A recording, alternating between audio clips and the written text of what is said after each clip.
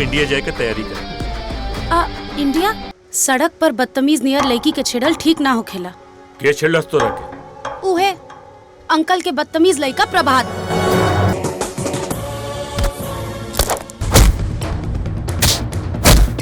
मिलन होखे या जुदाई, तोहार स्नेह हमेशा याद रही।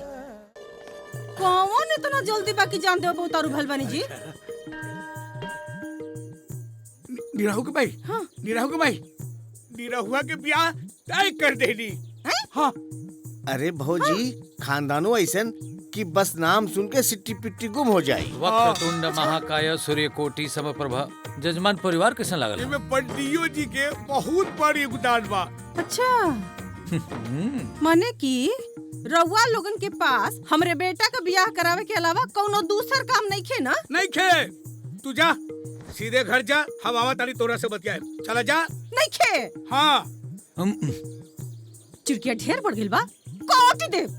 हटा। हाँ? ए जजमान, आए बुढ़िया ब्याह में दिक्कत ना नु करी? बुढ़िया माने भौजी ब्याह में दिक्कत ना नु करी है? इतना बढ़िया घर बार ना मिली। ना ना, रउआ चिंता जिल करी। माँ भगवती के आशीर्वाद बा, कृपा बा। ये मिता, हाँ भौजी के मिजाज हमरा को ठीक नहीं बुझा। हम तोरा घरे ना जाइब, तूहे दोनों आदमी जा और भौजी के देखा।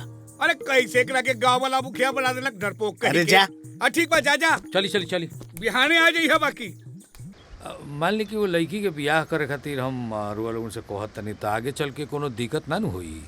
दान दहेज वाले कोनो बात नहीं नु? अरे रउआ चिंता जिन करी पंडित जी। अरे ऊ का ओकर बापो ब्याह करी, ब्याह होई तो होई। एक बार लइको से तो पूछ ली। अरे का पूछ ली? हम ओकर बाप है कि ऊ हमार बाप है कि हम पूछ ली ओकरा से? हाँ कि ना? अरे बू का देखले बारू, जा बुलावा ओकरा के। खुद ही फैसला कर लेती तब बक बक करत रहली। बस अपने के टाइट रही। बेटा घरे में नहीं खे? अरे गोइल होई कहिया वारागिरी करे। हैं? अरे नहीं खे जी, देखी ना चिट्ठी लिख के गइल बा। देखी ना तनी पढ़ी। पढ़ी तो तनी पंडित जी। शादी करे से पहले ओकरा से पूछ लेहल जाला जेकरा शादी करे के बा। आ शादी तबले हम ना करे जले अपना पाँव पर खड़ा नहीं हो जात। और शादी के इतना जल्दी बा तब बाबूजी से कह दे माई कि खुदे शादी कर लेस। हाँ? आई व्यवहार से तंग आके हम खुदे आत्महत्या करे जा रहल बानी, वो बड़का बगीचा। अरे रउआ सोचत का बानी जी, जाई हमार बेटा आत्महत्या करे गइल बाटे। अरे दुनिया के पहला आदमी बा कि मोरे की जगह बता के गइल बा। अरे जाई ना रउआ। हम जात बानी। जाई ना। हाँ हम जात नहीं। जाई। ससुर के नाती कही के। करब। अरे लटके उठके से डराई लू तब पेरवा काट दे, ससुरा दबा के मर जाई, बुझलू? हाँ? अब लेकिन भौजी तू कुछू कह, हमार दक्षिणा तो फिक्स बा। वो कैसे भैया? अब शादी होके चाहे श्राद्ध, पंडित के दक्षिणा तो मिलबे करी। महाराज जी क्या करते?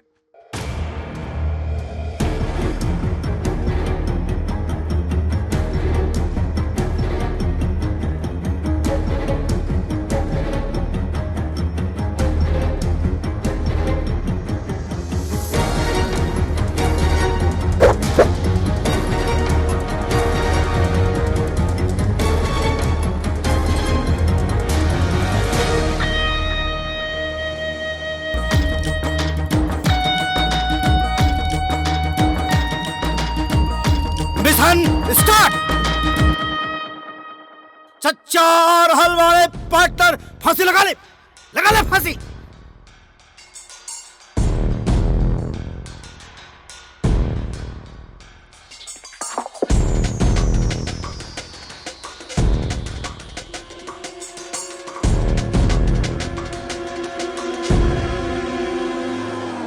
बहुत दुख देले बा हमरा के। आज ससुरा के हमरा छोड़ा बहुत सताइले बा हमरा के ना। हाँ हाँ देखा, जान देता। ससुरा जान देता। चाचा देखा जान देता। रुका। जी आज हमके मत रोका, आज हम जान दे दे। जल्दी फसरी लगाओ। लगाओ फसरी, जल्दी फसरी लगाओ। अगर ना लगेले लू तो पीरवा काट दे, ससुर वही में दबा के मर जाइबे। अरे रुका न मर्दे, बेटा नु बापन। अरे का बेटा आती रही मुखिया, एक से एक खातिर हम तंदुरुस्त लड़की खोजली, पताइयो ही ब्याह खातिर इनकार कर देवेला। देखा देखा है पगलेट बाप के, तंदुरुस्त लड़की खोजे तारा पहलवानी करावे के बका। हाँ हाय देखा, माँ बुढ़ाड़ी हो गई, अरे घर में खाना क्या बनाई? अरे हो जाए न बिया, रुका न। पगला गेल हो का चाचा? तोरे खाना के चिंता लागल हो, हमारे करे गाना के चिंता लागल हो। हाँ समझा। बुढ़ौतों के पता ना हो कि कितना प्रतिभावान लड़का हो। गाँव तो छोड़ दा, पूरे जवार के नाम रोशन करे वाला बा। हे चाचा, एक बेर तनी हमारी अखिया से देखा, देखो लड़का कितना ऊपर जाए वाला हो, बहुत ऊपर, बहुत ऊपर। ए बाबू, एकरा तो आज ऊपर जाही के बा। एकदम बेटा तैयार हो जा, जल्दी। ए लगाओ जल्दी फांसी। जान ले बा, एको पतो खातिर जान ले बा। इतना प्रतिभावान लड़का एक बेर ओके स्टार बन जाएगा तो एक पतो तो छोड़ा, चार चार पतो वाला के तोरे घर में बैठा दे। अरे चुप सारे। अरे रुका रुका मर्दे, अस्थिर रहा। अरे कहाँ अस्थिर रहा? अरे रुका न मर्दे। तापमान हाई है और मौसम का मिजाज देखते हुए भगले में भलाई है। तुमको मरना है मर, हम चले अपना घर। ओके बाबा। नहीं तोड़े के काट दे, खुद मर दे के हम तोड़े के मारी। सारे अरे रुका न मर्दे। गलती हो गई, वो चढ़ाइले रहला खनवा हमके। बाबूजी गलती हो गई। अच्छा तू जा का बामू अभी आकर ले बाबूजी। अरे रुका रुका न मर्दे। अरे वो लड़का न तो चुपचाप रहो, आज हम एकरा के छोड़ब ना, ये हमरा के बहुत तंग कइले बा। तू मरबे कि ना मरबे? ऐसे औलाद से बेऔलाद रहती मुखिया तो अच्छा रहे। अरे रुका।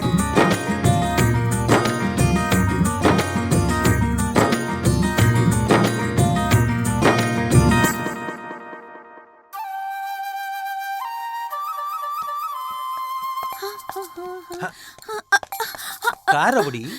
कान में कुछ पड़ गया, जरा फूको। इतना रात के कान में तारा फूकी? जल्दी फूको। अरे अरे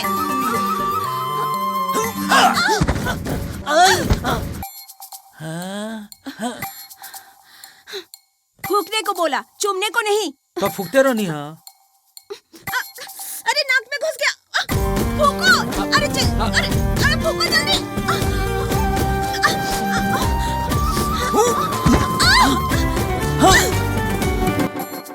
देखो अब हम फूकब उकब ना। लाज नहीं क्या बस, जा तो ना, जा इतना रात के फुकवावे आ गेलू।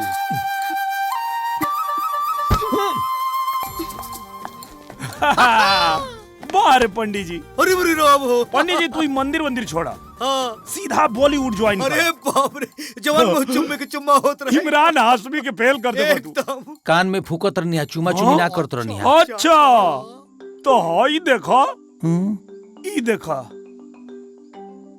ई देखा ताकारम कान का भाई? बाप रे ई बाप, देखा। फूका थवा के चुमा थवा। ये जजमान, पूरा जजमान का जियान हो जाई। अच्छा एके डिलीट कर दिलोगी। अच्छा हाँ। ए पार्टनर, हाँ, उपाय बताओ कैसे डिलीट होई। तो चरित्रहीन पंडित जी, मामला एकदम सॉल्व हो जाई। समस्या ज्यादा ना बा, उपाय एक बतावत हिम तो के। हमारा पार्टनर के बियाह नहीं खे करे के। अब चाचा के तू कैसे मैनेज करबई, तोहार लुकाउटा हमने के ना। हम चाचा के मैनेज कर दे। हाँ खाली हमारा जजमनिका के ध्यान रखिए। एकदम जजमान तो का गई ध्यान था। रख। तू चिंता मत कर, बस तू आपन काम कर। एकदम चाचा के मैनेज कर हमार काम बा। करबो ना पक्का? ए पार्टनर जी। इनकरा कान में फूका। इधर आइए। सुकुर सुंड भुकुर भुन।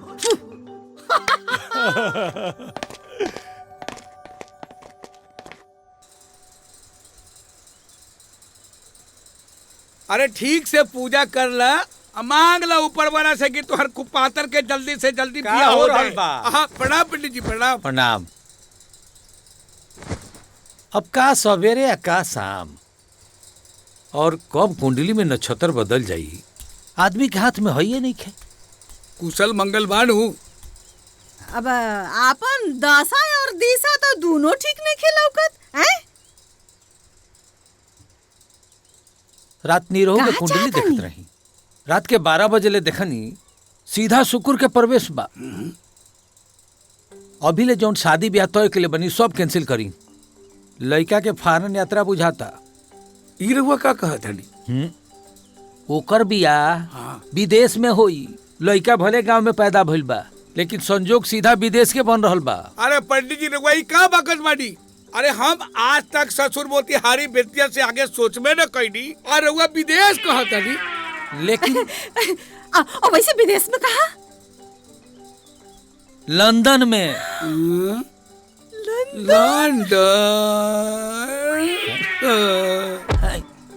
अरे जुत्ता सुन, हाँ जुत्ता जुत्ता। अरे तोरा नानी के सांप काटो। मिर्गी तो नहीं खेल बेटा, बाकी एक बात के फुल गारंटी बा, एक जिंदगी में ब्याह कब न होखी, जिंदगी भर रनुआ रही रनुआ। चुप रही। रवा के का पता पुरुष का भाग स्त्री का चरित्र कब बदल जाए, ये तो भगवान ने जानत। बिल्कुल। और चाचा जी, हाँ मान लगा अगर ब्याह फॉरेन में हो गई तो हम का कर सकिला? लड़का से पूछा, हाँ, दूल्हा एकरा बड़े के बाद ब्याह एकरा करे के बाद तो हम का करी? तो सही बात बता दी का पंडित जी? बता दी। जब सब सही हो रहल बा तो फिर झूठ काहेला? दुल्हिया आई हो लंदन से।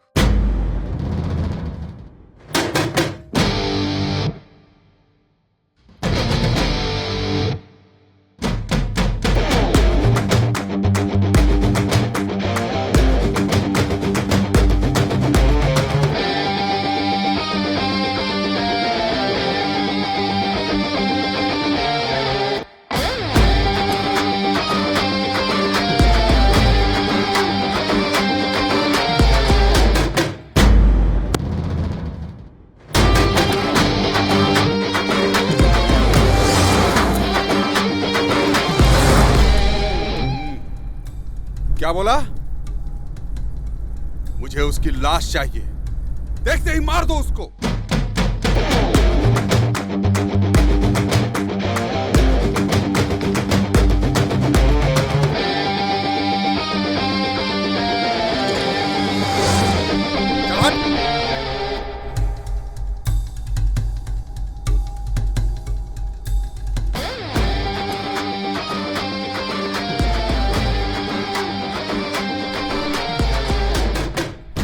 Peter, stop. Stop. Guys, come on.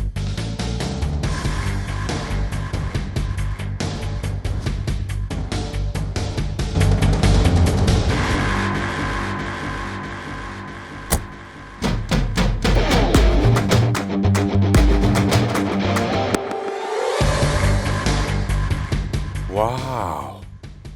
What a beauty. दिल में उतर जाओ, रानी बना के रखूंगा, वरना जान ले लूंगा। I love you. हाँ या ना? Not at all. कुत्ते को कितने भी महंगे कपड़े पहना दो, वो शेर कभी नहीं बन सकता। सही बोली। चल तुझे 7 दिन की मोहलत देता हूँ, डोली में बैठने के लिए तैयार हो जाओ, वरना अर्थी उठने में देर नहीं लगेगी। बाप की ताकत पर अकड़ ठीक नहीं होती है। कुछ ताकत अपनी भी पैदा कर लो, शायद कोई लड़की पट जाए। और जहां तक रही मेरी बात, मैं तो अपना जूता भी तुम्हारे सर पे ना रखूं।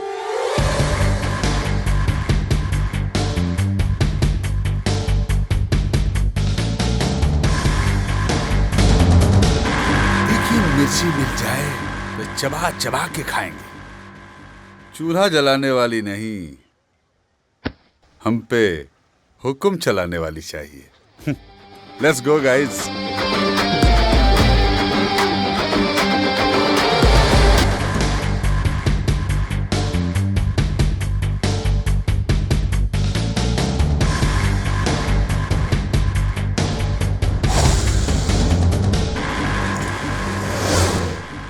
हम आपका बात सुन ले ली, लेकिन ब्याह शादी कोई लड़कन का खेल ना हो, और ये लड़की के भी पसंद आए कि चाहिए, खाली हमरे कहे से ना हो जाए।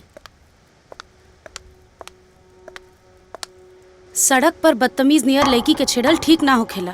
के छेड़लस तो रखे? उहे अंकल के बदतमीज लड़का प्रभात। ओकरा के छेड़छाड़ ना बेटी, प्यार कहल जाला। वैसे भी बेटा के जीत बाप के शान बा। शादी के दिन तय करी, वरना। बिटिया तू अंदर जा, ले जाए के अंदर, वरना का हुई? वरना ताकत के आजमाइश हुई। अपन बेटी के संभाल के रखी और हम अपन बेटा के। पर ई देश में देसी पहलवान के बा वो पता चल जाए। इस सवाल के जवाब खुद ढूंढी लोगन। और वैसे भी हम कौनो भी सवाल के जवाब पहले निकाले ली और सवाल बाद में। शादी की तैयारी करी। जय राम जी की। और सुनी, शादी की तैयारी धूमधाम से होके के चाहिए।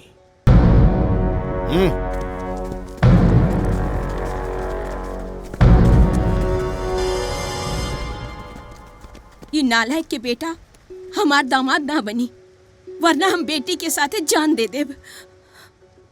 तू चिंता मत करा, हर शेर के ऊपर सवा शेर होला। हम ही भैरव का ऐसन काट निकालब कि बिहार के आदमी से तका वहां के माटी से भी डरे लगी। हम विदेश में पाऊं चप्पल पहन के ना, आपन चमड़ा सड़क पर घिस के जमोले बनी। परू हवे के विशंभर सिंह।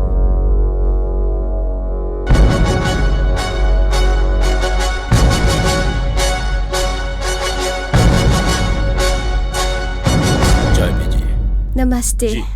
हाँ तो चंद्रशेखर जी, आज सवेरे सवेरे कैसे आना हुआ? अब जिसकी बिटिया सयानी हो जाती है वो समय क्या देखेगा। बिटिया की फोटो दिए थे आपको, पर आपकी व्यस्तता के कारण कोई जवाब नहीं आया, इसीलिए हमने सोचा खुद ही चल के पूछ लें। नहीं, मेरे को कुछ ऑब्जेक्शन नहीं है, पसंद है। और हाँ, बेटे को भी पसंद है, बस माता जी के ऊपर। बोला ना बेटा। जी दादी। हमहो देखनी फोटो, हमरो पसंद आइल, लेकिन हमारे को शर्त बा। हाँ? शर्त? कैसन शर्त? हमरा लड़के में संस्कार आ संगीत देसी चाहिए। हम चाहता नहीं कि जब वो पतो बन के ई घर में आवस तो हर सुबह अपना संगीत से ये पूरा माहौल के देसी खुशबू से भर देस। आप तो बिल्कुल हमरे मुंहे का बात छीन ले। अरे हम हर साल 2 साल में एक बार अपने बिटिया के भारत जरूर भेजिला। अच्छा, कैसे कि ओकर संस्कार और संगीत बिल्कुल देसी बनल रहे के चाहिए। बहुत सही, तब तो ठीक है बाबा बुआ। जब हम सब लोग खुशी से हाँ कर रहे हैं तो हम बहुत जल्दी माता जी को लेके आते हैं बेटी को देखने के लिए। जी, स्वागत है आपका। जी, लेकिन अगर वो भैरव सिंह बीच में आया तो? भैरव सिंह? चंद्रशेखर जी, जब किसी के पांव में कांटा चुभता है ना तो कांटा निकाल के फेंक देते हैं, पांव नहीं काटा जाता है। टेंशन नहीं लेने का। ठीक है, हम निश्चिंत हैं। तो ठीक है माता जी, हम चल रहे हैं। अरे चाय तो पी के जाइए। अरे ना, ऑफिस जाने में देरी हो जाएगी। अच्छा, प्रणाम। जी प्रणाम। चलते हैं। खुश रहो।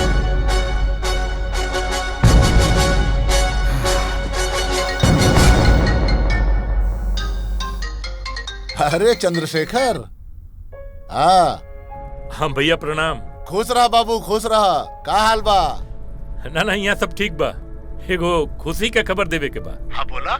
वो का हो कि हम जूली का ब्याह तय कर देले है। अरे वाह, ये तो बड़ी खुशी के बात बा। बधाई हो बाबू, बधाई हो। मगर भैया एगो शर्त बा। शर्त? अरे नाना, ऐसा कोनो बात नहीं खे। बस वो लड़का का दादी चाहता कि लड़की के भारतीय संस्कृति और परिवेश का, संगीत का सबकर अच्छा खासा जानकारी होए के चाहिए। तो हम यही लिए चाहते कि जूली के थोड़ा दिन आपके पास भेज दे, ताकि थोड़ा सा वहाँ का संगीत सीख ले और थोड़ा रहन सहन सीख ले, संस्कार सीख ले। और का रहे के तो यही जबा ना। अरे ई कौन बड़ बात बा हो, ओकरा के 1 महीना खातिर जा भेज दा, सब कुछ सिखा दे। ठीक बा भैया, ठीक बा। तो हम ओकर सब तैयारी करके आपके फोन करत थे। अच्छा अच्छा, आवेदा आवेदा। ठीक बा, घर पे सबके प्रणाम। खुश रहा। अच्छा फोन रखत है भैया। ठीक बा ठीक बा। जियत रहा। केकर फोन रहल हा जे रउआ इतना खुश हो गई नी? अरे चंद्रशेखर के फोन रहे, जूली बिटिया गाँव आ रहल बिया। जायदाद में हिस्सा लेवे के? अरे भगवान, वो यहाँ संगीत सीखे आ रहल बिया। फिल्म में काम करी है? एकदम दिमाग से पैदले बाड़ू। ओकर शादी तय हो गई बा, आ वो यहाँ संगीत सीखे आ रहल बिया। और एक बात के ख्याल रहे, ओकरा के यहाँ 1 महीना रहे के बा, और 1 महीना के खातिर आपन मुंह बंद रखी है लोग। वो कहे ऐसे चुप।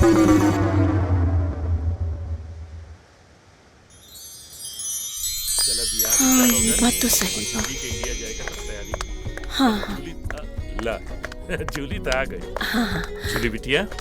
जी पापा। तनी यार आवा ना बिटिया, तू इंडिया जाए का तैयारी करा। इंडिया काहे? सवाल नहीं। देखा कहो कि अगर भैरव और प्रभात से पीछा छुड़ावे के हो, तब बिशंभर सिंह के परिवार से बढ़िया परिवार हमनी के लंदन में ना मिली। लेकिन पापा, वो प्रभात से डरे के का जरूरत बा? डर ना बेटी, डर ना। हमनी की इज्जत का सवाल बा। वैसे भी विशंभर के परिवार के तू अच्छी तरह से जाने लो। बस वो लोगन का एक गो डिमांड बा कि उनके परिवार के होके वाली बहू के संस्कार, संगीत दोनों में भारतीय परंपरा होवे के चाहिए। पर डैडी, अभी हमके बिया। तोहार बाबूजी सही कहता नहीं बेटी। उ राक्षस के पीछा छुड़ावे बदे बाबूजी के बात मान ला। पापा। अरे बेटी, हम तो हर दुश्मन है का हैं? जौन भी सोचब तोरा भला के लिए सोचब। ठीक बन बेटा। अरे ज्यादा सोचे मत, जाए का तैयारी करा।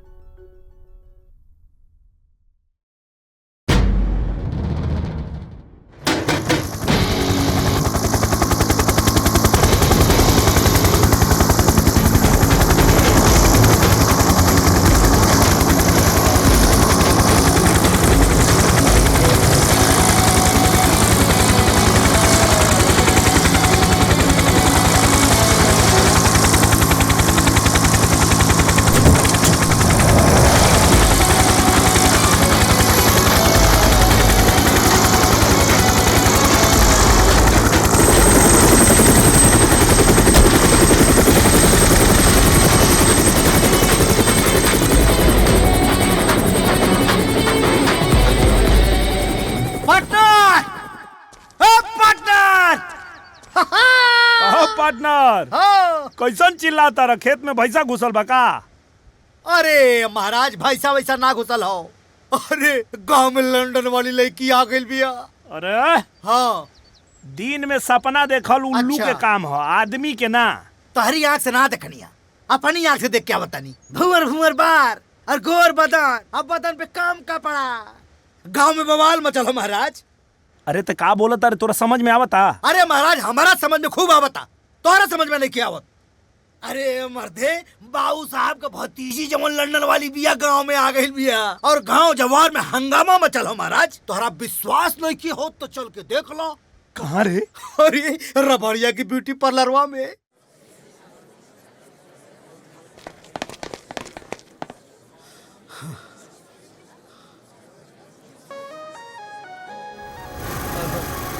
यहाँ तो बहुत लंबा लाइन लगल बारे। तनी धीरज रखा, निम्मन चीज पावेला तनी धीरज रखे के पड़ेला। हाँ।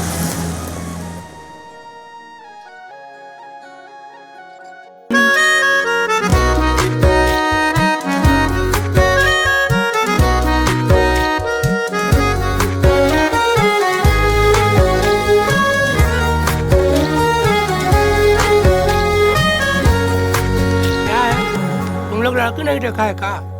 अरे देसी के विदेशी कहता रे।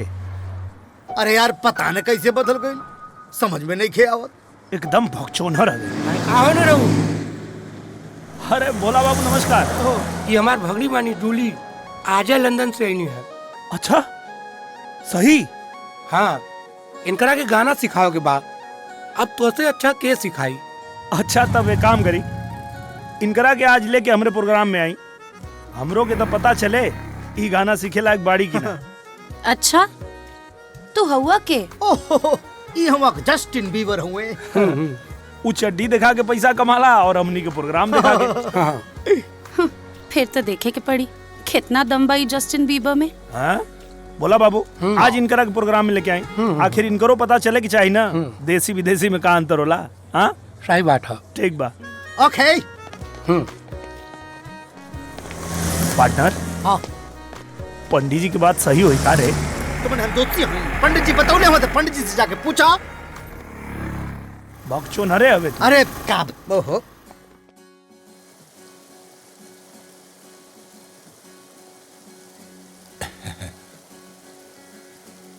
तोहरा के रूप में देख के जी खुश हो गई बिटिया। और टीचर भी मिल गया। और का साथे साथे संगीत के पढ़ाई भी शुरू। जूली बिटिया एकदम बदल गई बिया। और ना तक का। ए भोला एगो फोटो खींच के चंद्रशेखर के भेज दा, उहो देखते रह जाई। एमे तो हमारा चेहरा आवत है। अरे मामा ऊपर एगो बटन हुई, दबाई ना। ई दबावा। हाँ मुस्कुरावा।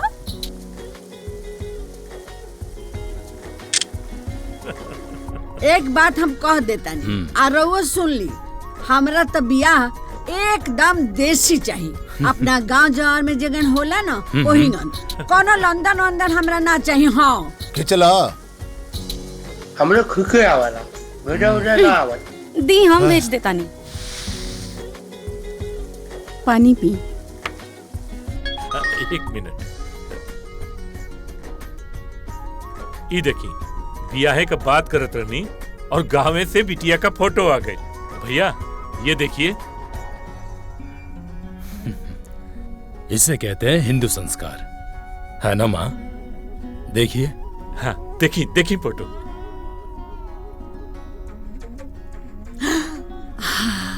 अरे ई तो बड़ा नु निमन लड़की बिया। ए बबुआ हमरा तो ये पतो चाहिए, ई लड़की जेकरा घर में जाई वहाँ तो दिन दुगुना रात चौगुना उन्नति हुई। और बउआ के जल्दी बियाह करो। चंद्रशेखर जी जल्दी से हमारी बहू को बुला लीजिएगा। जी जरूर। ठीक बा। हम जाके अब ये सब हाँ, तैयारी में लग एकदम जाते। एकदम तैयारी करें। प्रणाम भैया। प्रणाम प्रणाम। अरे आप तो खुश हो ना माँ? हाँ बाबू हम तो बड़ी खुश बानी। एकदम बुझाता जैसे हमरा भारत देश में हम चल गए। पार्टनर अगर तो ऐसा ही मेहनत करत रहले नु हाँ। तो वो दिन दूर नहीं खे जब हम तो के सिनेमा लाइन में पहुंचा दे। का बात कर? यस देख तो के ते पता बटवे किया कि लड़की फुल इम्प्रेस भी है। हाँ? बस बाबू हाथ जोड़तानी कि ते अपन दिमाग मत लगाई है। अच्छा कहे से कि जब ते अपन दिमाग लगावे ले तो कुछ न कुछ गुड़ गोबर जरूर होला। तो के ते मालूम हो कि है नीचेवा से लेके ऊपर तक हमारा दिमाग है। हाँ। है दिमाग के लगावे के काम हमार। हाँ। तोर काम खाली अपना गायकी पे ध्यान दो। ठीक। ओके ओके। ओके माई कहाँ डूबल रहा लोग हैं? अरे माई हाँ। गृह लक्ष्मी लावे के तैयारी हो रहा बा। अच्छा हे माई हमके तो लागे तो पंडितवा के बात सही हो जाई। सुना हाँ ओ पोंगा पंडित में ना तोरे चच्चा के भरोसा हुई, हमारा के ना। हे माई ऐसन बात नहीं खे, उ लागत पंडित जी के बात एकदम सही है।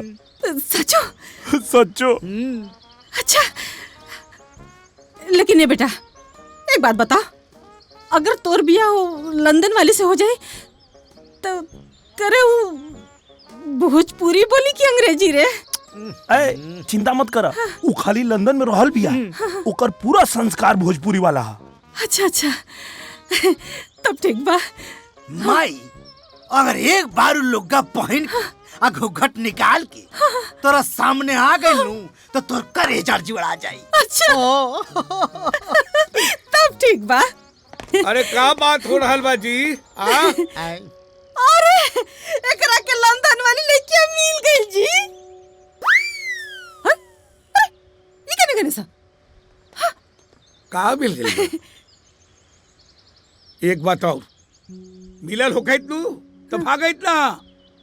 कहीं वो चंद्रशेखर के बिटिया तो नहीं खे? अरे मुखिया एक बात सुन ल, जब आंखी से देखा तब ये बोलल करा, न तो गांव के सारा लोग तोहरा के पगली कही पगली।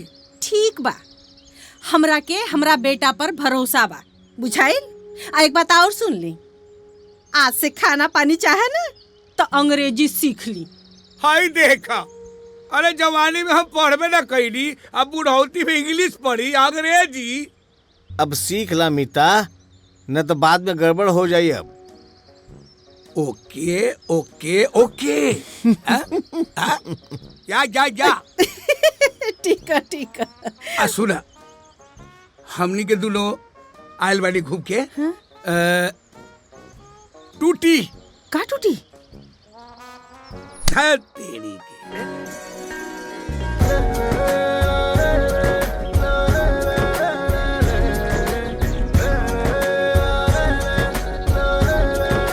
का देखा तारा बेटा? माई, हाँ? तोहर होखे वाली पतो लंदन से आयल बड़ी। अच्छा। ए माई, अरे अभी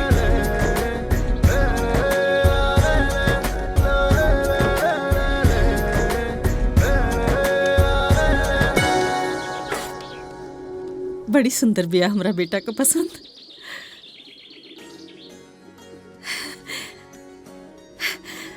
सगुन का अंगूठी है, निकलिया मत, असगुन हो जाए। कैसन अंगूठी? का पसंद? पता बा हमरा के कि तोरा के लाज लागता, बाकी हमरा के कुल पता बा, बेटा हमरा के बतौले बा। के बा अपने के बेटा?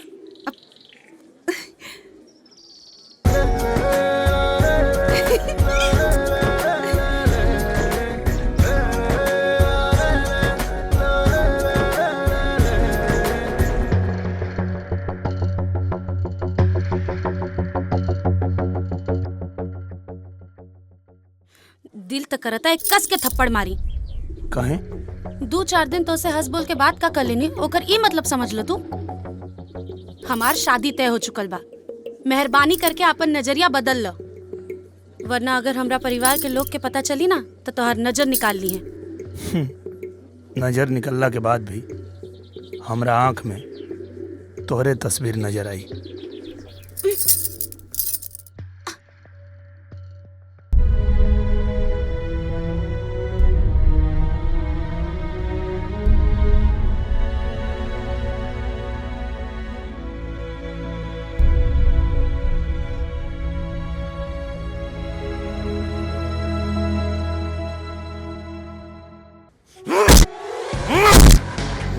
जूली को इंडिया गए इतना दिन हो गया, तू मुझे अब आके बता रहा है? उसकी वजह से रातों की नींद और दिन का चैन खो गया।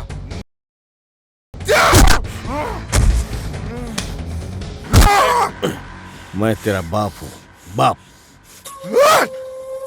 इसी बात का तो रोना है। जूली जूली इंडिया चली गई और आप बेटा, वो सिर्फ इंडिया चली गई है, इस दुनिया को छोड़ के नहीं गई है। अगर वो साला बिसंबर आज बीच में नहीं आता ना तो जूली तुम्हारी गोद में लेट रही होती। वो बिसंबर भी ऐसा वैसा आदमी नहीं है, शेर है शेर।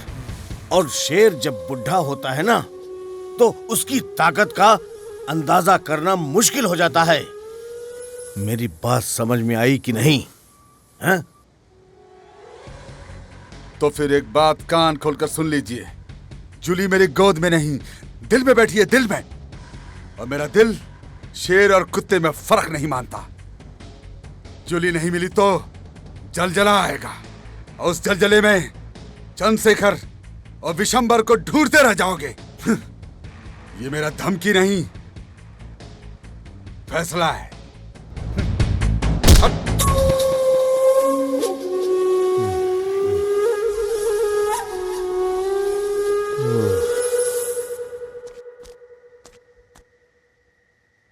का भेल रे? मुंह लटका के कहाँ बैठल बड़े? कुछ ना यार। अरे तो कुछ बोलबा कि मौनी बन के बैठल रहबा? अरे यार जूली की शादी तय हो गई। अरे तो शादी तय भइल बानू, भइल त ना बा। अरे तो दूसरा के खेत में लात डालल भी तो ठीक नहीं खे। अब मान ले खेत करम जरुआ निकलल तो गर्म जरुआ मतलब? कभो कभो कुछ लोग सरकारी खेत के भी छेक के आपन कहे लगेला। कोशिश करे में का जाता महाराज, आई हम चाहे जाइला बेदा आई।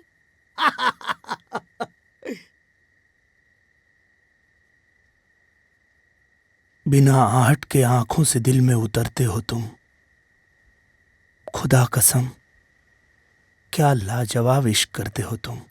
अरे सरवाई का करता रे? अबे झंडू तोरा के ना ओकरा के कहता नहीं। चला बैठ।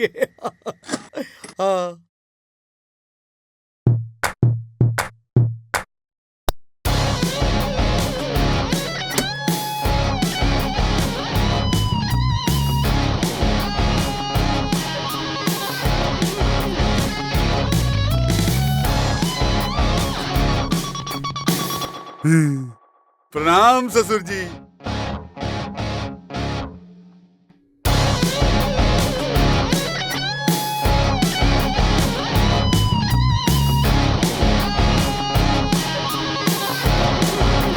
मैंने प्रणाम किया और आपने आशीर्वाद भी नहीं दिया।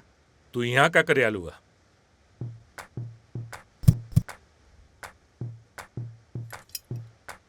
मैंने सुना जूली को आपने इंडिया भेज दिया।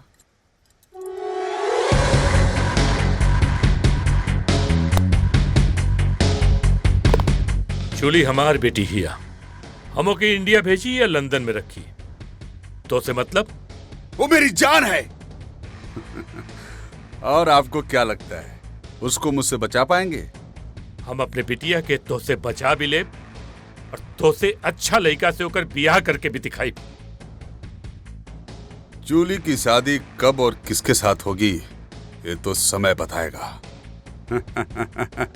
ससुर जी।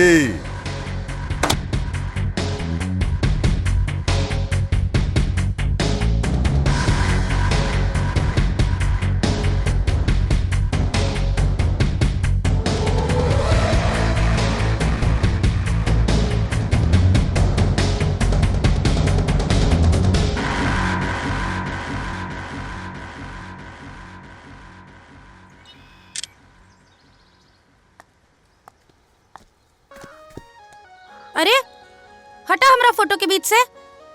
अरे हमार फोटो खींच के अपना दिल से चिपका ला। तो आके पता नहीं खे तू बहुत जल्दीबाजी कर रहल बाड़ू। कैसन जल्दीबाजी? बियाह के।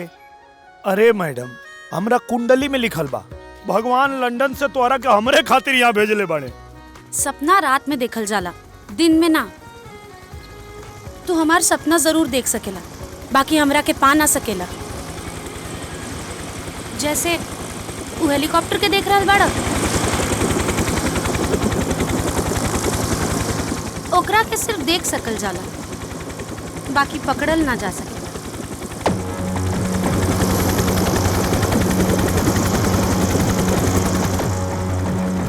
हाँ? अरे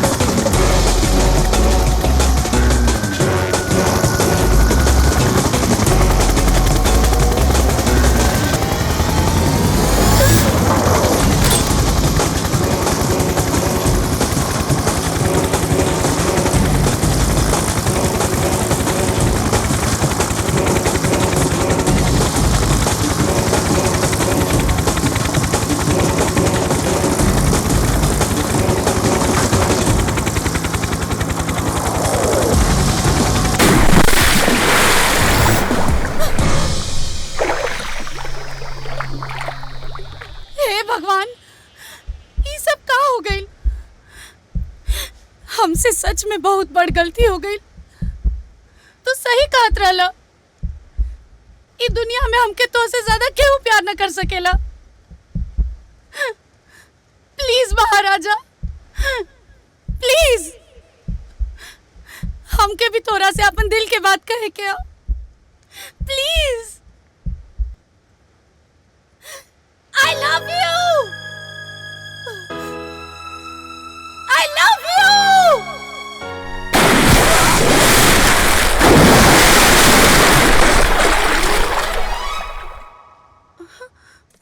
नमस्कार विशंबर बाबू। अरे बिटिया के शादी तय भी कल हैला और अपना चाहने वाला के न्योता भी ना दिहला। ये तो बहुत गलत बात बा।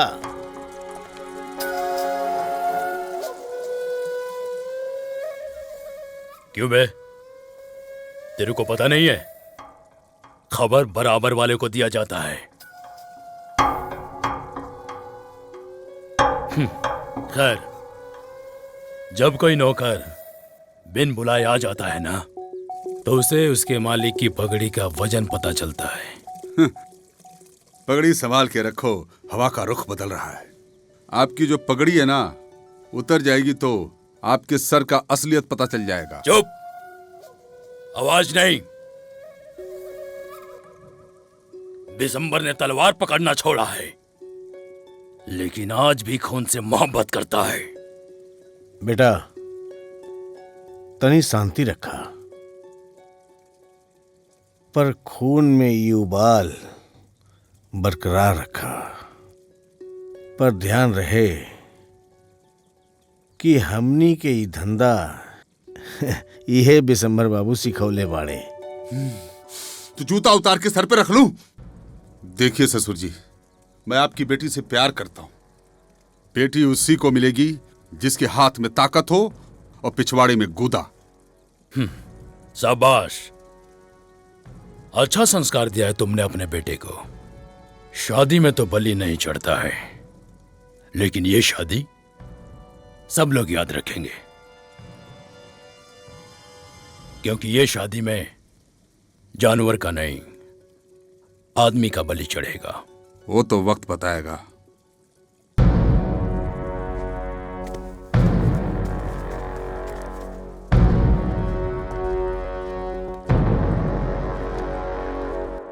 इच्छा पूर्ति माई के साक्षी मान के हम तोहरा के आपन बनावता नहीं। यहाँ जौन कुछ भी मांगल जाला सब पूरा होला।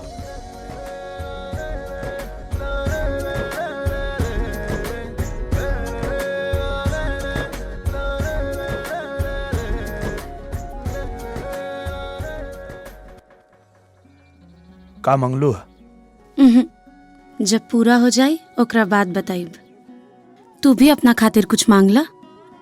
हम का मांगी, जब माई हमके बिना मंगले ही सब कुछ दे देले बाड़ी।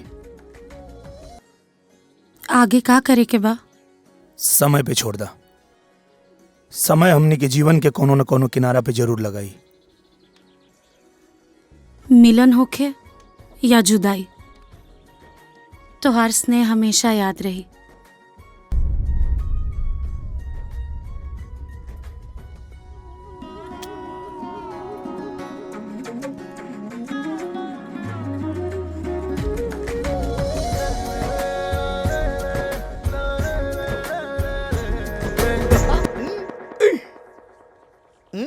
का पार्टनर, लगा तो लंदन का लड़की संग्रामेपुर रह जाई। कुछ कहो। हाँ। हमार भविष्यवाणी एकदम। हे पंडित जी, भविष्यवाणी ना, अंधेरा के हाथे बटेर लग गए हो। अरे जायदा, पता ना कब सरस्वती माई केकरे जुबान पे बैठ जाए। हाँ, ई तो हो। चिंता मत करा, ब्याह के ठेका तोरे के मिली।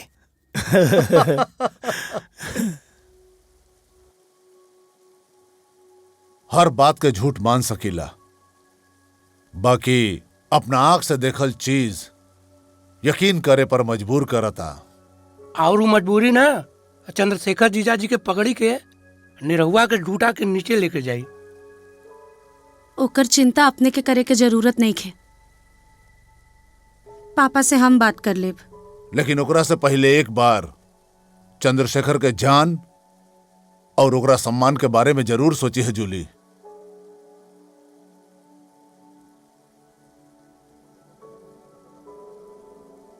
अरे कहाँ?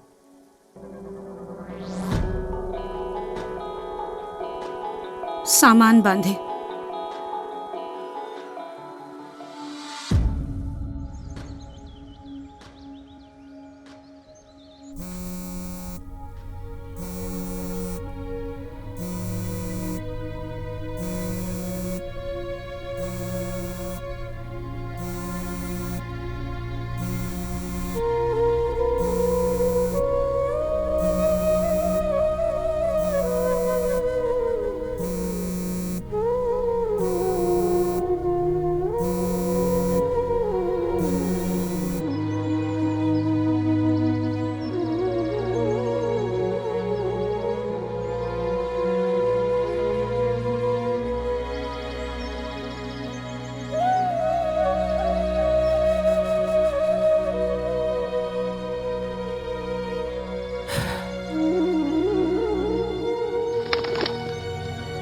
हाँ भाई पार्टनर, काय बहुत परेशान लगा तेरा? अरे यार ई का तरीका है, इतना देर से फोन मिला होता नहीं, फोन नहीं क्यों उठावत?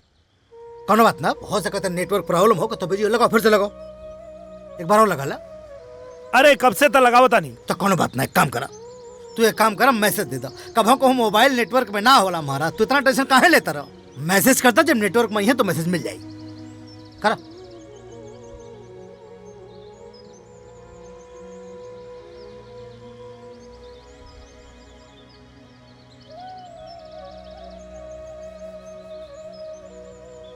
बस कॉल में अर्जेंट हो गई, कर दो। अब इतना टेंशन मत ला महाराज तुम।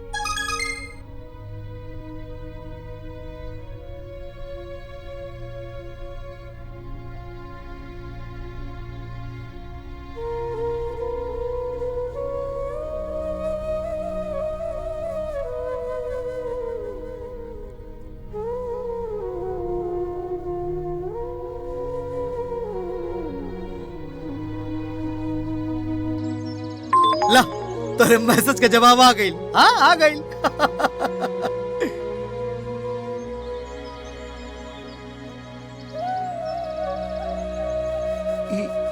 ई कहा यार? ये कैसे हो सकेला महाराज?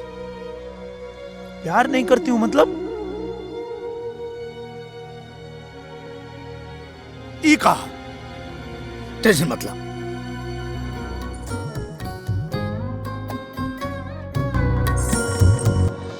चल तुझे 7 दिन की मोहलत देता हूँ, डोली में बैठने के लिए तैयार हो जाओ, वरना अर्थी उठने में देर नहीं लगेगी। लेकिन पापा, वो प्रभात से डरे के का जरूरत बा? डरना बेटी, डरना हमनी की इज्जत का सवाल बा।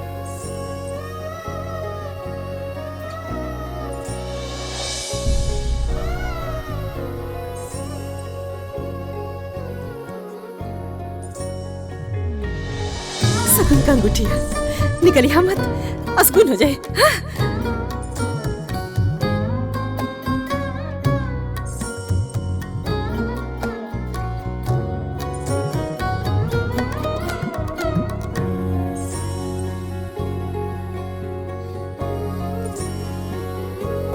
ठीक से जइया बेटा, और वहां पहुंचते ही हमके फोन कर दिया। बड़ा खुशी भई रहे।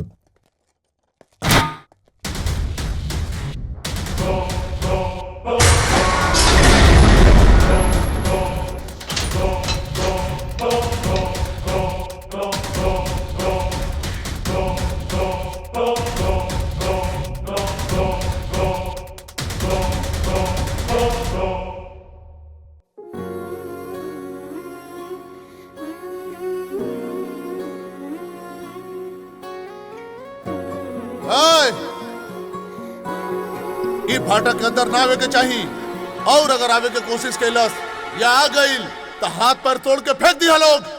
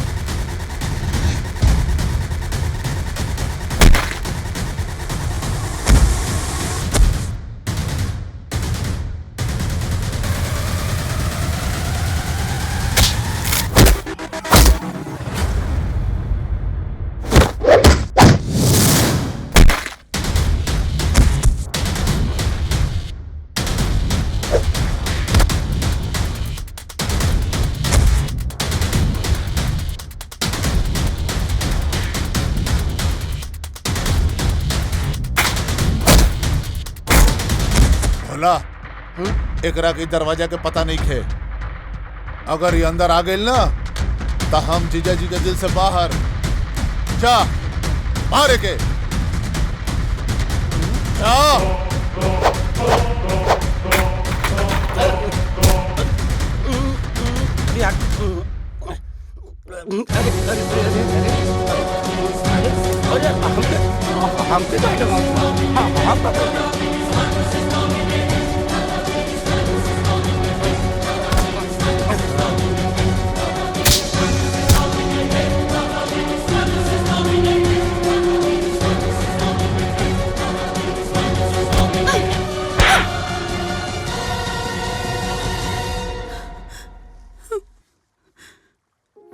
जूली ई कहा मवाली पना के जवाब। हमरा दीवानगी के मवाली पना के नाम बता।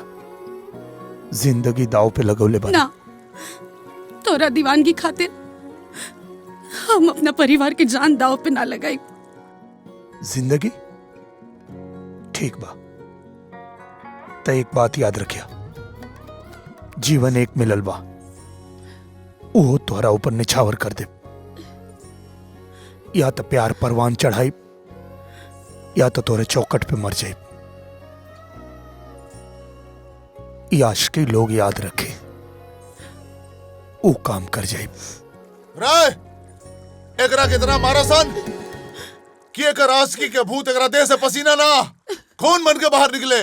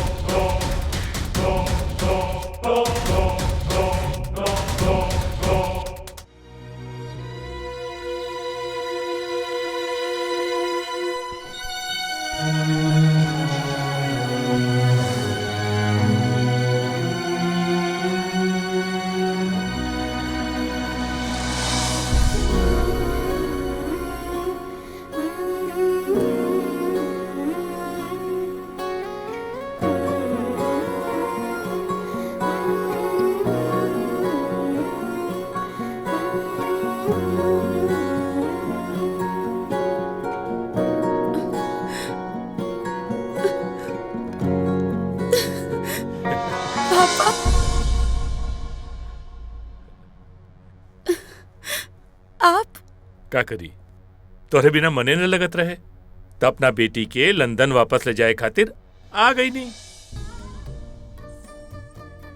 और का चंद्रशेखर, जुग जमाना ठीक नहीं खे।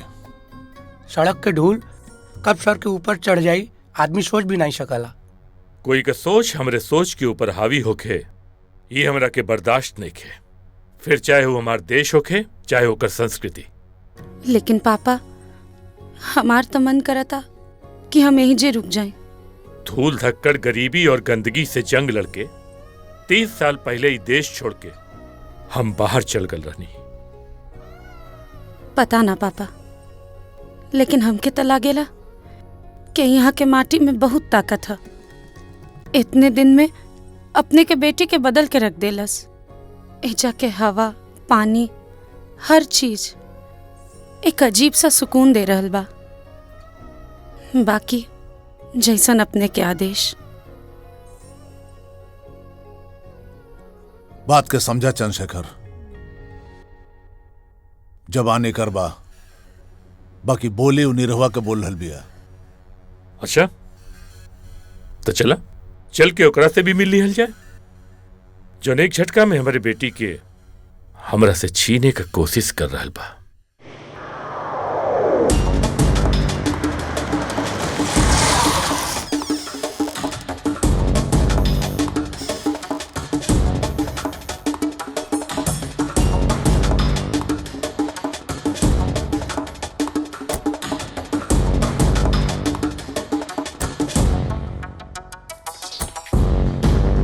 अरे प्रणाम प्रणाम चंद्रशेखर बाबू। प्रणाम।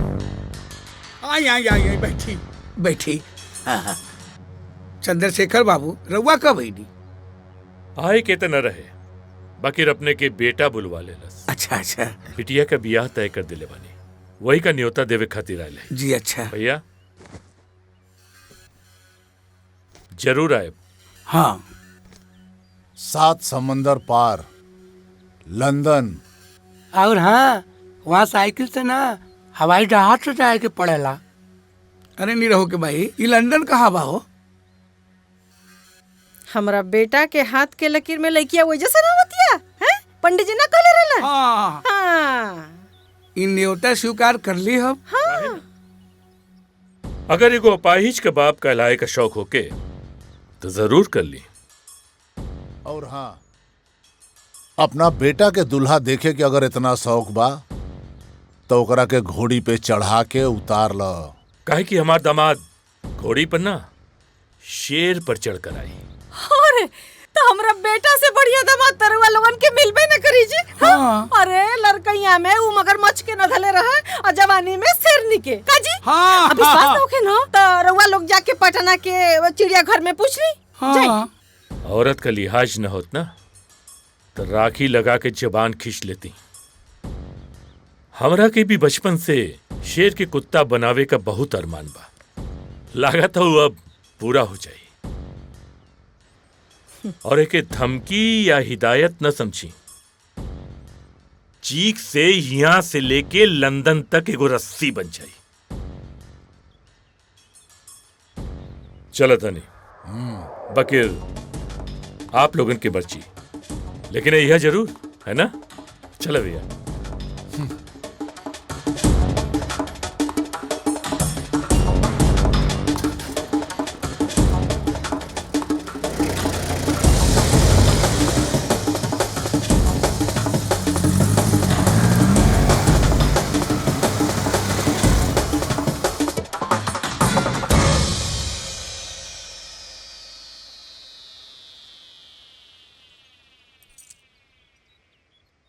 के रहल बाबूजी? कुछ नहीं बेटा, बस तोहर ससुर आला ना अन्यथा दे के बिना चाय पानी के ही चल गई ना। ऐसे भी बेटा, बेटी के बाप बेटी के घर के पानियों न पिएला, काहे कि पानी पिए से नर्क में जगह मिली। जीवन के फैसला करे में तो हम कमजोर पड़ गई नहीं। आज हम फैसला कैले बानी दिल दिमाग दोनों से। बोल बेटा, पूरा करबे? बोली बाबूजी। ई जमीन जायदाद बेचे के कहे न पड़ जाए, बाकी सिर्फ और सिर्फ हमरे घर के पुतो उ चंद्रशेखरा के बेटी बनी।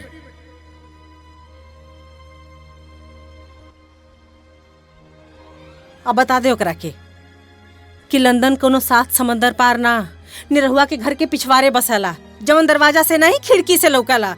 हाँ पार्टनर चलो बोलो लंदन।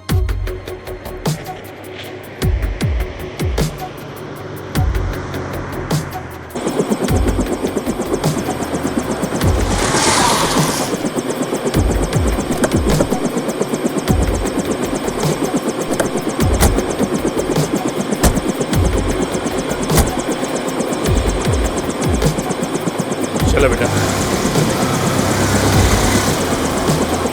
यहाँ ले चलाई।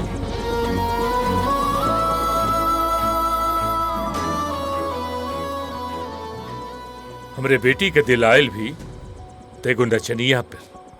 अरे शुक्र मनाओ कि इंडिया में बढ़े, नहीं तो लंदन में अब तक तोर बोटी काट के कुत्तन के खिला देती। शुक्र तू मनावा कि इंडिया में बाड़ा, ना तो कहीं लंदन रही तो पूरा लंदन हिला देले रहती। सपना रात में देखल जाला, दिन में ना। अरे भूल के भी लंदन का रुख मत ली है, वरना बस एक बार रास्ता मिल जाए, एक कदम में तुहार लंदन नाप दे। अरे रास्ता भी हमरे जैसे लोग बनावेला, तोरे जैसे ना।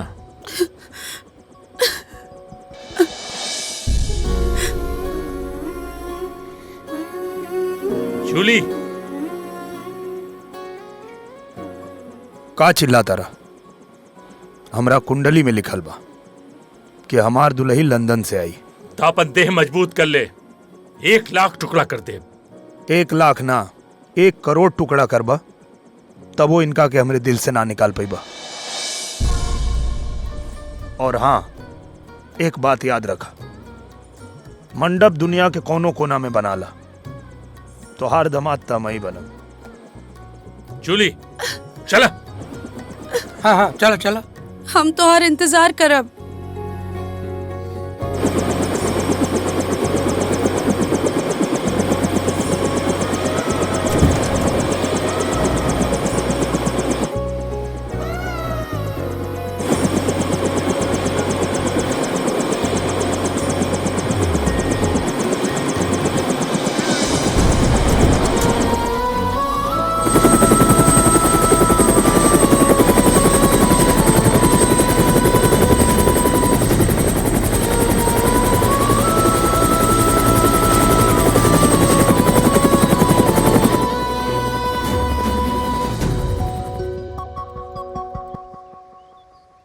टोटल 225 बराती हुई।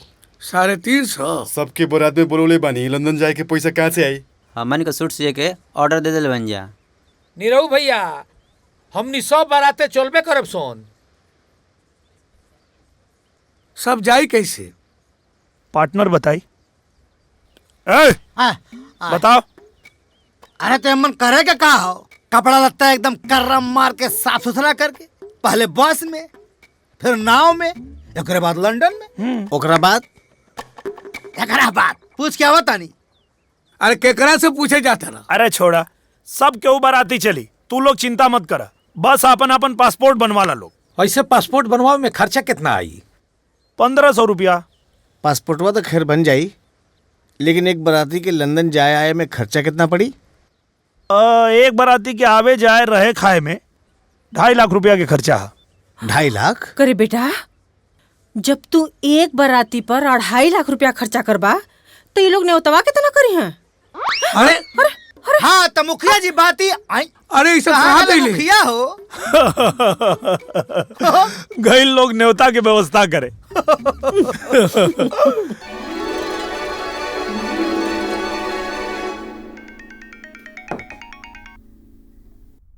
हाँ भैया प्रणाम। खुश रहा बाबू, सब हालचाल ठीक बा। और सुना, अरे आवाज में तनी बुलंदी लावा हो।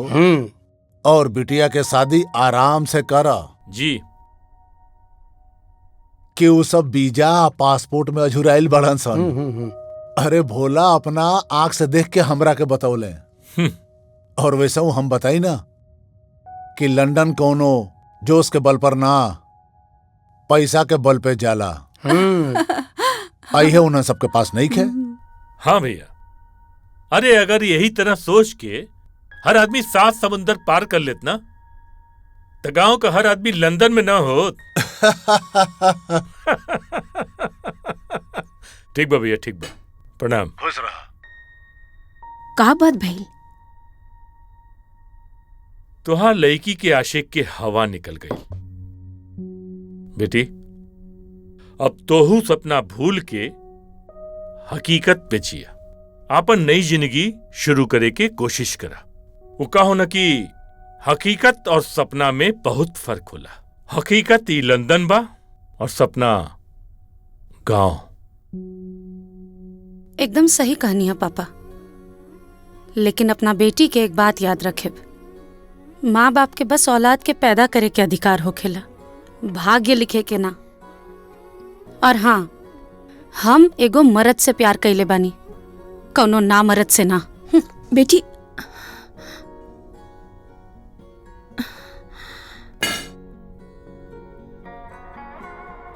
देखा तू टेंशन मत ला, हम सब सेटिंग कर दिले हैं। ठीक बा भाई, 2 दिन में पासपोर्ट मिल जाई। अच्छा ठीक। ठीक। हाँ, एक मिनट।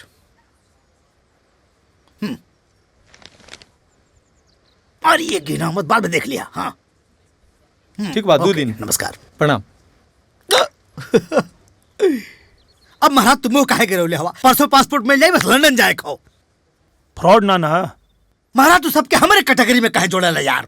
हाँ साहब, कैसे करके वीजा करवा दी साहब, हमारे पार्टनर के जिंदगी के सवाल है साहब। साहब हाथ जोड़ता नहीं, ज्यादा तो ना हो पाए, गरीब आदमी है, बाकी थोड़ा सा रख ली साहब, करवा दी बस। आप बस पासपोर्ट लेकर आइए, वीजा लगाने का काम हमारा है। अरे thank you sir, thank you. हो जाएगा, धन्यवाद हो जाएगा। सर। फोन देख, फोन देख। Hello Julie. अच्छा, अरे तू चिंता मत करा। हाँ, आज बात होगी साहब से, 2 दिन में पासपोर्ट आवता, ओकर बाद वीजा लग जाई। हाँ ठीक बा। चलो बोलो लंदन।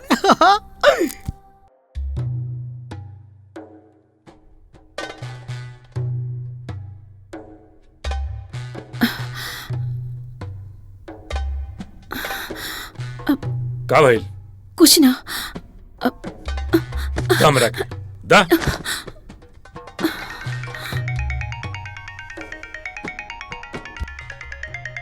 हाँ हेलो। हाँ जीजा जी प्रणाम। बोला बोला का भाई? अरे पासपोर्ट हमारा हाथ में आ गई बा। अच्छा सच में? आप बेफिक्र होकर शादी करी। चला ये तो ठीक भाई। अब वो लंदन कब्बो न पहुंच पाई। अरे अब सारा रास्ता तो बंद हो गई बा, ओकर ना पहुंच पाई। ठीक बा। पार्टनर चलो बोलो लंदन कि पूरे लंदन ठुमक। अरे यार।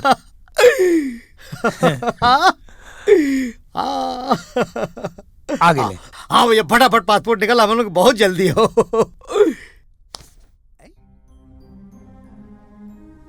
ये कहा? देखिए हम हाथ जोड़त हई, आपके हुआ से पासपोर्ट बनवा ली, ये हमसे ना हो सकेगा, माफ करिए। पागल आदमी हो है? बड़ा बेदिन में हो तो देखा था का कहा था? बेदिन हूं ना, बेदिन तू हवा। सेटिंग हो गईला। ये सेटिंग भइला। अरे मर्दे हम तो तेरे ऊपर विश्वास का नहीं है पार्टनर है। अरे मर्दे धोखा देहलस है पार्टनर, सुना हो है?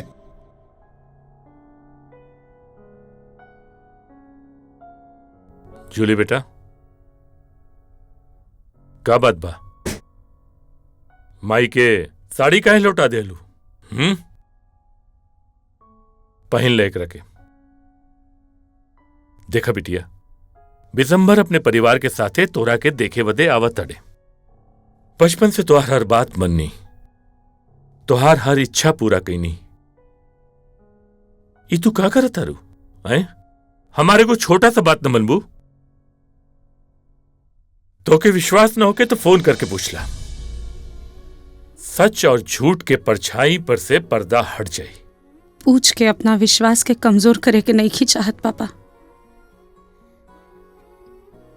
पिता के मर्यादा पति के सम्मान से कहीं बड़ा होखेला, लेकिन हमरा यकीन पे भी रहुआ ताज्जुब करब, काहे कि हमरा पता बा कि चमत्कार बेर बेर ना, लेकिन कब्बो कब्बो तो जरूर होखेला। एकर मतलब कि हमार तजुर्बा आज टूट जाई। एक बच्ची के बचपना और बुजुर्ग के तजुर्बा में जैसन तो हर बच्ची।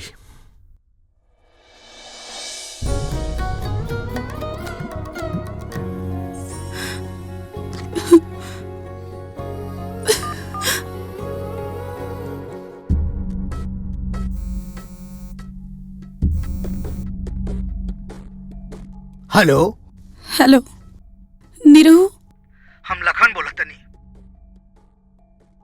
ऊ कहाँ बाड़े? सब खत्म हो गई भाभी, सब खत्म हो गई।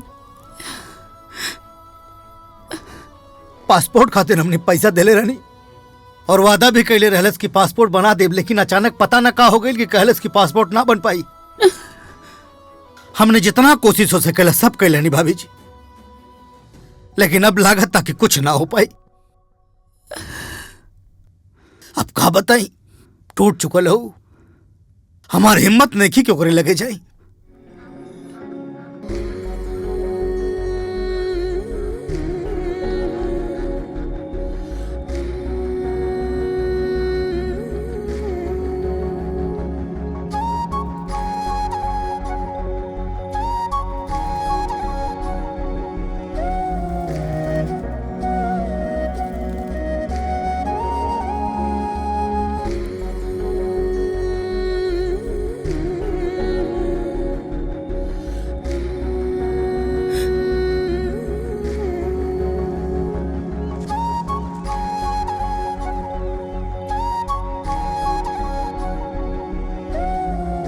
जूली बिटिया, घर में बिना बताए चले लू।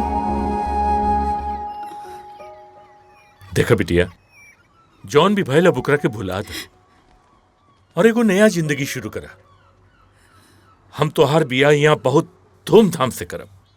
पूरा लंदन देखी, निरहुआ अभी धरती पर ना आ पाई। ये बात अपने दिमाग में अच्छा से बैठा ला।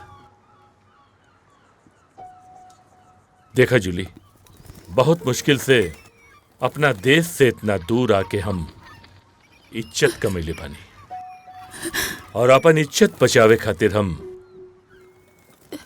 तो हर जान भी ले सकीला।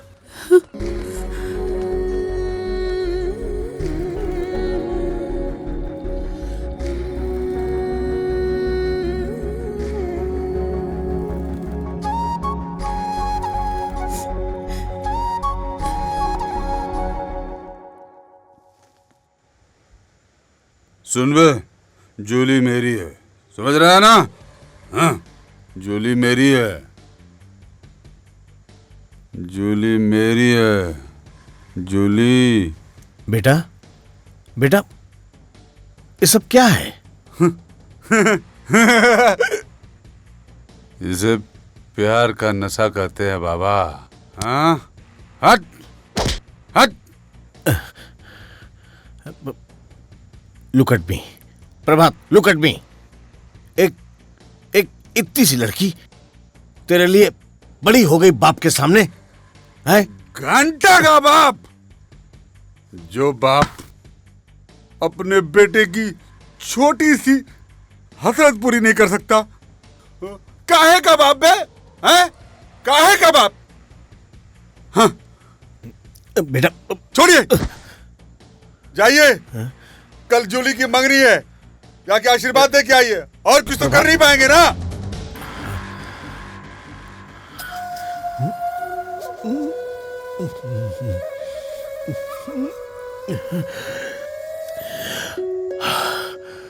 गो गो।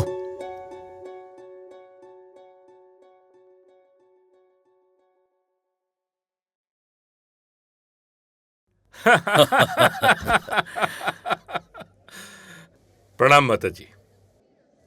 प्रणाम प्रणाम। आपके भारतीय संस्कार, संस्कृति, समाज पसंद बना। हाँ। तो हम भारतीय समाज के हर आदमी के अपना पार्टी में बुला ले बानी, जी। और खुद भी भारतीय परिधान में बानी। हाँ। I like it। Thank you. अरे वाह, रउआ तो बड़ा नीमन लगता नहीं। अब बुझाता कि हमनी के भारत के हैं जा। हाँ। बैठी। ना, हम बाद में बैठब, पहले हमरा पत्तों के बुला दी। काहे ना, अब ही बुला बतानी। तनी जूली के त ला, बिटिया तो खुदे आवतिया।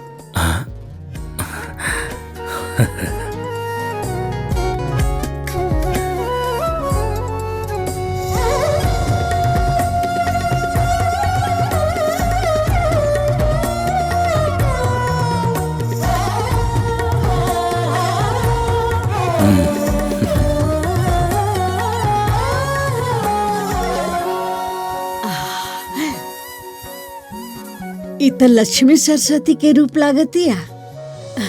बड़ी सुंदर बिया हमार बिटिया।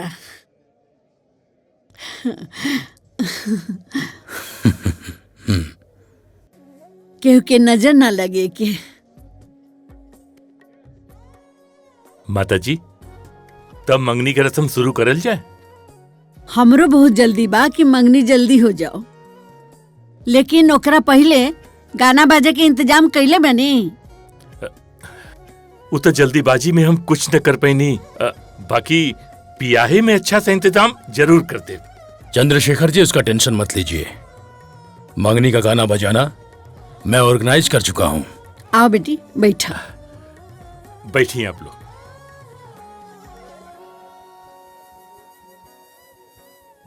बैठा बाबू, बैठा।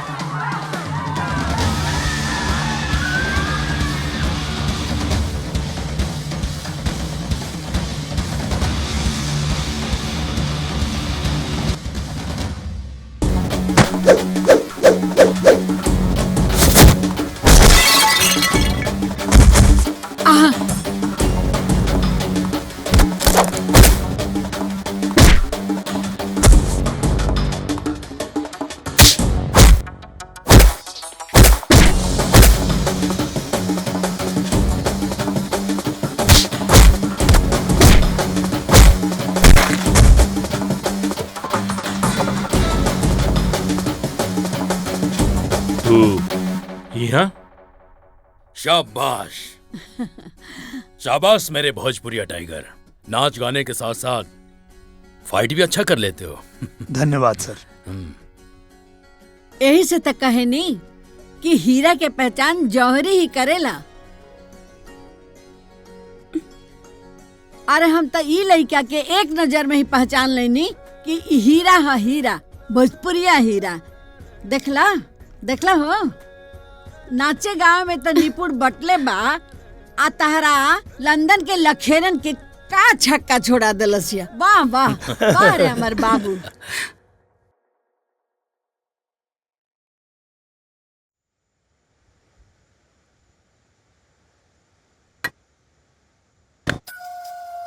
डैड, मैंने सुना है कि आपने जूली पर अटैक करवाया। बोल दीजिए डैड, ये न्यूज़ गलत है। देख बेटा, इस दुनिया में तुझे सिर्फ वही एक लड़की मिली है क्या? उससे भी ज्यादा खूबसूरत लड़कियां हैं इस दुनिया में। तू किसी पे भी उंगली उठा दे, मैं कल सुबह ही तेरी गोद में ले आके रख दूंगा, समझा?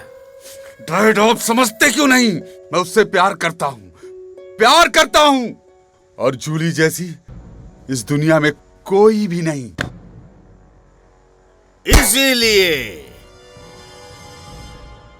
इसीलिए उसका जिंदा रहना खटकता है मुझे।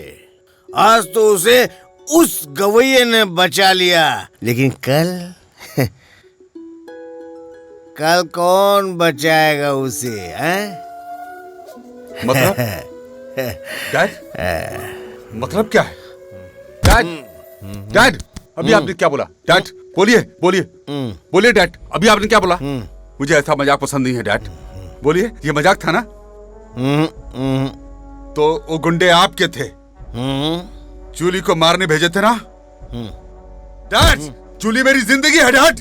डैड, नहीं बेटा, उसकी मौत के बाद तेरी असली जिंदगी शुरू होगी। देख, एक बेटे की खुशी उसके बाप से ज्यादा कौन जानेगा? कौन जानेगा? और एक बात सुन, अब उसे कोई बचा नहीं पाएगा, यहाँ तक भगवान भी नहीं। सुना तू? भगवान भी नहीं बचा पाएगा।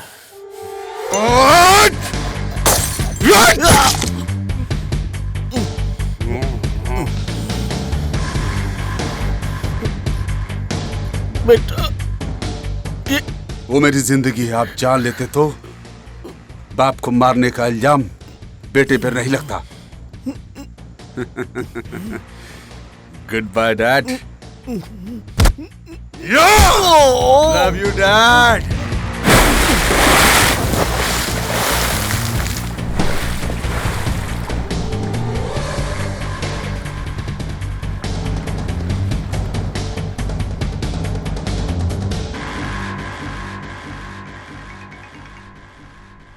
हेलो जीजाजी प्रणाम।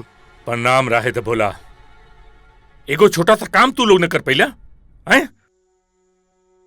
इतना पैसा भेजी ला यहाँ से हर महीने हम तो बहुत कोशिश कैले रहनी है, कैसे पहुंच गल वहाँ? तो कैसे यहाँ आ गई और आइल ताइल घरे तक पहुंच गई। पूरे समाज पे हमारी इज्जत का ऐसी तैसी कर देलस। अरे हम तो बहुत प्रयास कैले रहनी है जीजाजी। का कोशिश कर ला तो यहाँ तक आ कैसे गई? ठीक बा, अब हमके जौन समझ में आई ना हम करब। रखा फोन। सरवा कैसे पहुंच गए?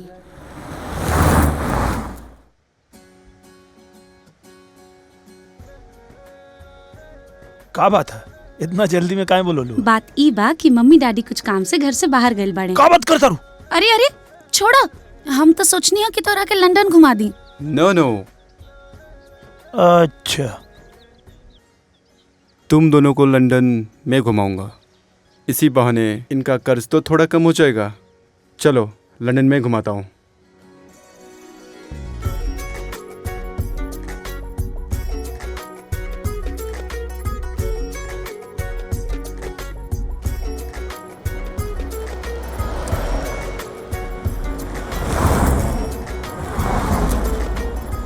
देखो सामने रानी महल है और ए रोड से सीधा जाओगे तो आगे थेम्स रिवर है।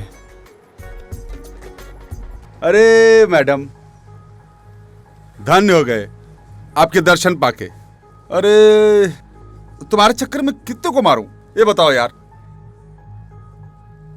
तुम्हारी सगाई जिससे भी हुई हो, शादी मुझसे ही होगी ना।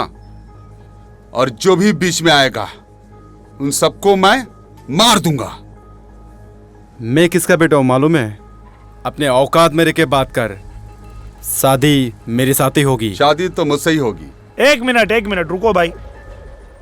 अभी तक मैं यहाँ पे इनके हिसाब से गाने बना के लाया था। इनकी शादी होने वाली है, अब आप बोल रहे हो आपकी शादी होने वाली है। तो अगर आपकी शादी इनसे होने वाली है तो अभी बता दीजिए, ताकि मैं फिर उस हिसाब से गाने तैयार करूं। हाँ, और नहीं तो क्या। आप लोग डिसाइड करो भाई, मेरा गाना वेस्ट हो जाएगा ना। आप लोग बताओ कौन कर रहा है। शादी तो मुझसे ही होगी ना। मैं बोलता हूँ मुझसे ही होगी। अरे बच्चा तू शांत हो जा, शांत। पहले अपनी शकल आईने में देख। शादी मेरे साथ ही होगी, मंगनी हो चुकी है तो मेरे साथ ही शादी होगी। अपने औकात में रह के बात कर, ज्यादा दिमाग मत हटा मेरा। अबे बकवास मत कर। हट बे। हाँ हम ठीक बानी। हाँ वो ठीक बाड़ी। हाँ घूमे आइल बानी जा। और छठ पूजा की तैयारी चलता कहाँ है? ओ अच्छा, कोनो बात ना, तू अपन ध्यान रखा। हाँ चला ठीक बा, चला बाय। का भइल? छठ पूजा आ रहा बा और माई कहत रही है कि ए बार ना कर पाई है। डॉक्टर मना के लिए बा भूखे के। पहला बार ऐसन बा कि हमारा घर में छठ नहीं के होत। चलो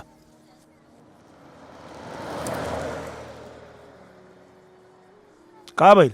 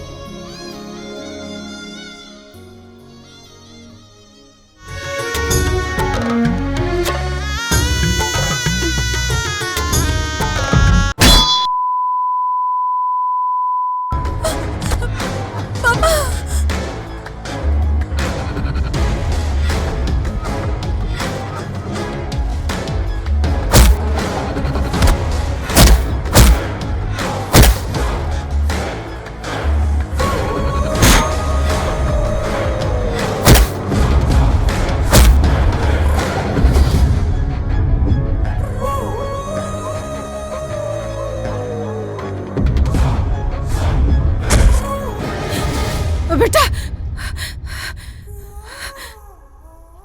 बेटा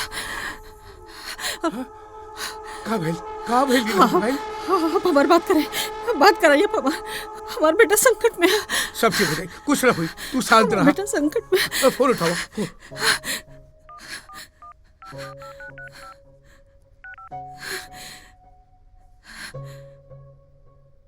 फिर से लगाओ।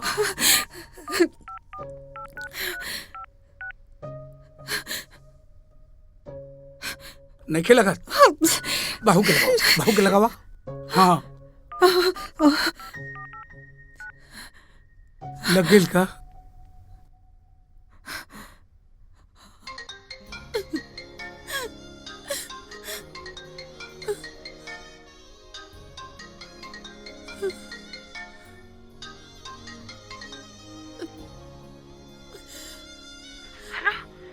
हेलो, अरे अरे अरे,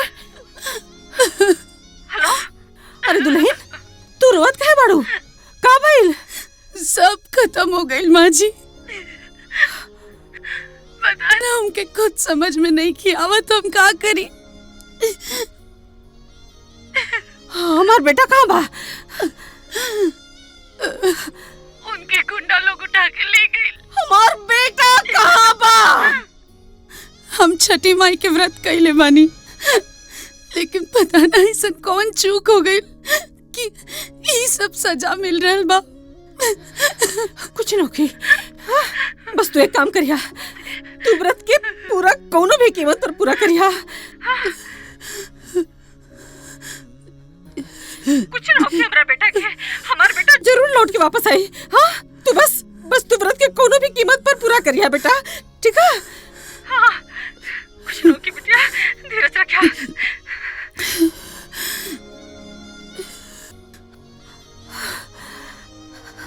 का भइल? हाँ,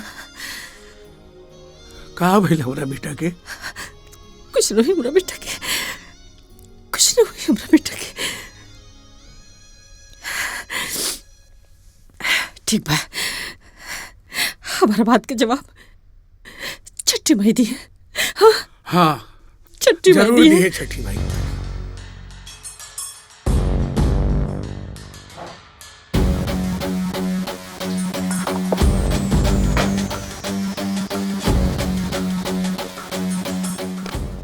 हाँ तो बेटा, उस लड़की के बारे में सोचने से पहले एक बार तो पता करता कि उसकी शादी किसके घर में होने वाली है।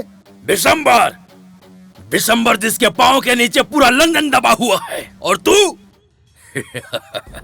सुना था कि जब गिदड़ की मौत आती है तो शहर की तरफ भागता है, लेकिन तू तो लंदन ही आ गया।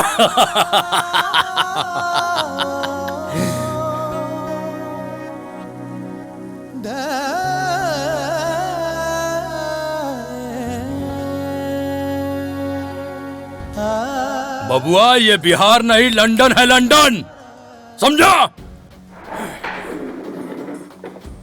Hey guys, finishing him off, throw immediately outside. Quick!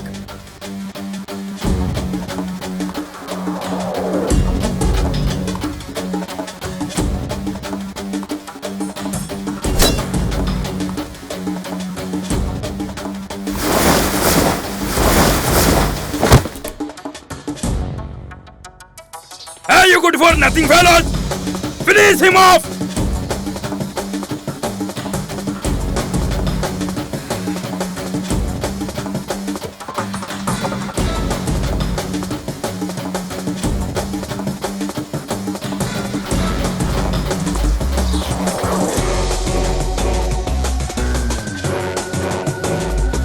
Finish him off!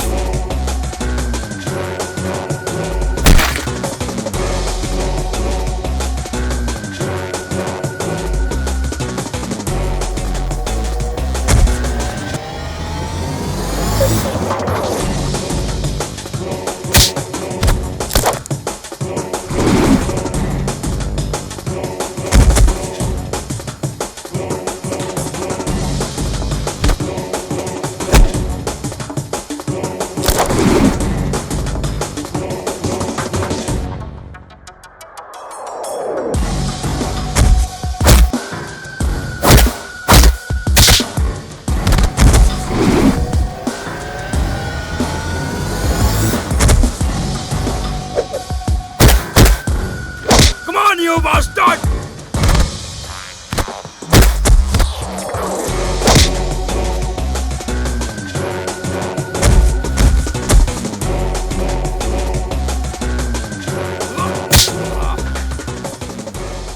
क्या बोले थे? यह बिहार नहीं है, लंदन है। लंदन हो या बिहार, हम रिश्ता निभाते हैं। गलती से भी किसी ने बेटा कह दिया तो जान दे देते हैं, लेकिन हाथ नहीं उठाते हैं।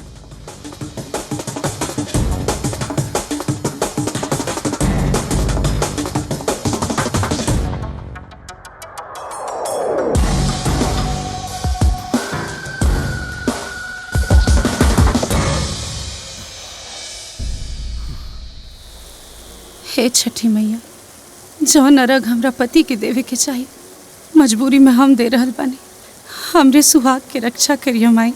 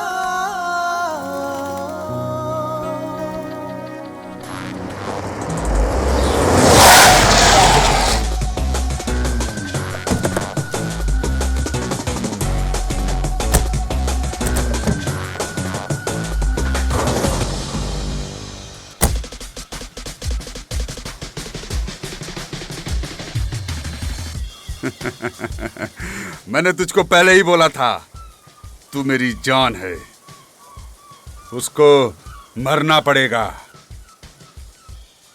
Guys, kill him and bring her back.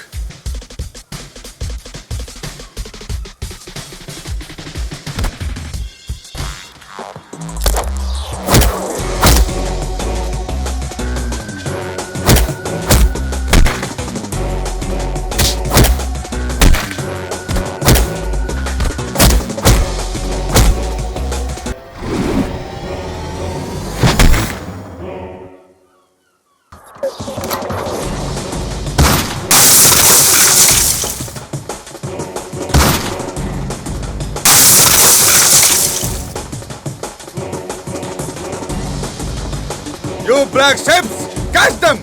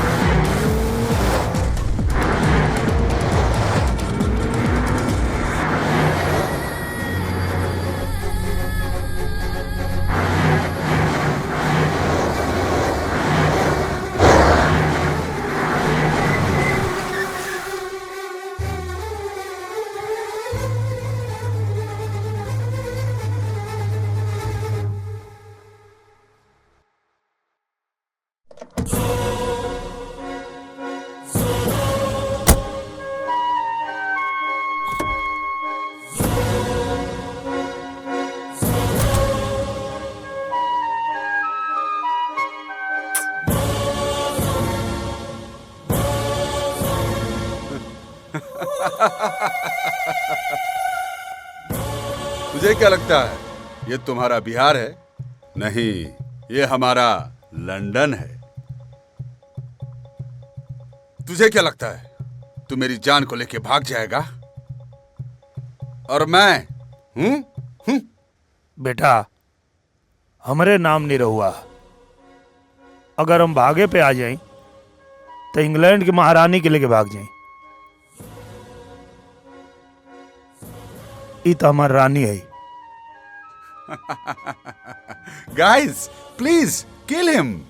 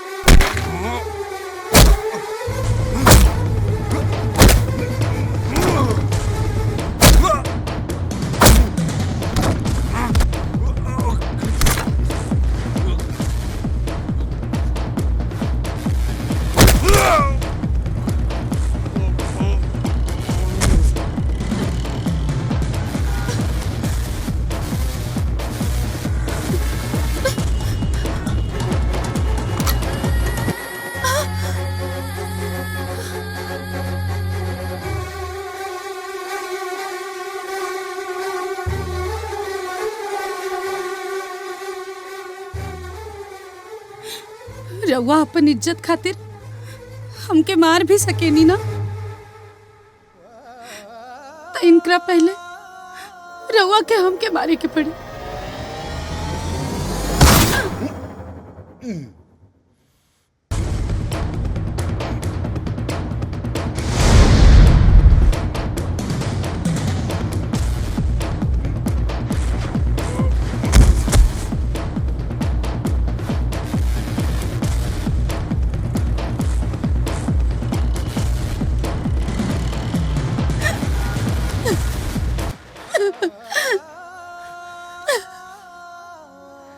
हमके माफ कर दे बिटिया। ना पापा। अरे कोई बाप अपने बेटी की मार सकेगा?